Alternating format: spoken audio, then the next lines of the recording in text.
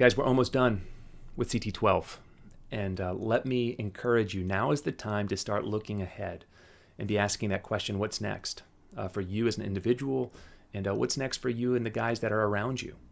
The kind of change you're after, really creating a lifestyle of putting Christ first. These changes aren't going to happen in 12 weeks. It's going to be a longer road.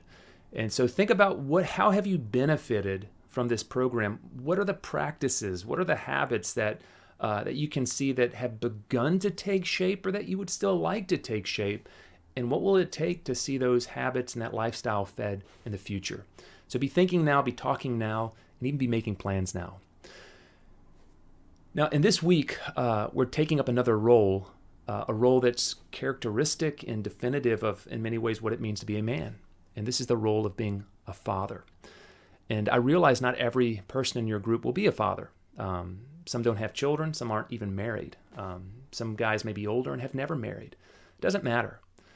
There's something about fatherhood, the kind of love expressed in that relationship, the kind of passing on of wisdom, and helping someone younger grow in character, the kind of responsibility, taking on others and really looking after them. These are virtues that are characteristic not just of people who have biological children. These are characteristics of mature men. And so even if you don't have your own children, there's such a thing as spiritual children. And this is a topic that every man needs to think about.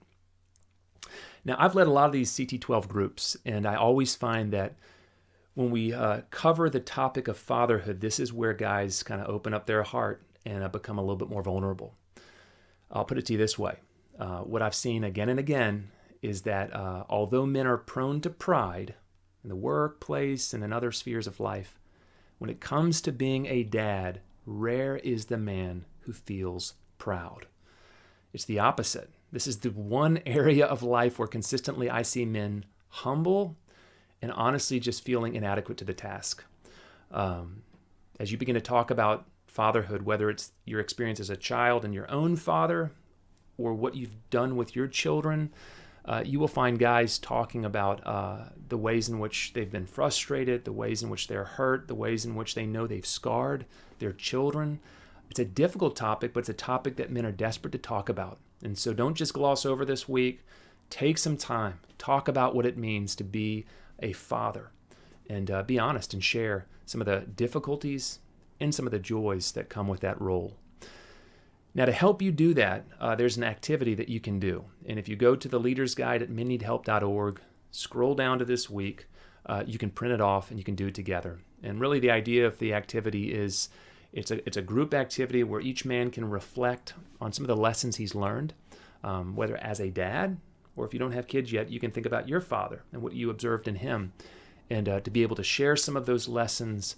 And hopefully you'll walk out of this the wiser, because you'll hear the wisdom, not just of your own experience, but you'll get to hear what other men have gleaned. So guys, it's an important week. Think about it. Really take some time to discuss what it means to be a Christian father, and let this be an ongoing conversation. As you meet as a band of brothers, topics like marriage, topics like fatherhood, these are things that we have to come back to again and again, because they're such a fundamental part of our life. And they're an area where we struggle, but often we don't have anybody asking us good questions about how we're doing in these roles. So may the Lord bless you this week, and may give you some rich, helpful conversation with one another.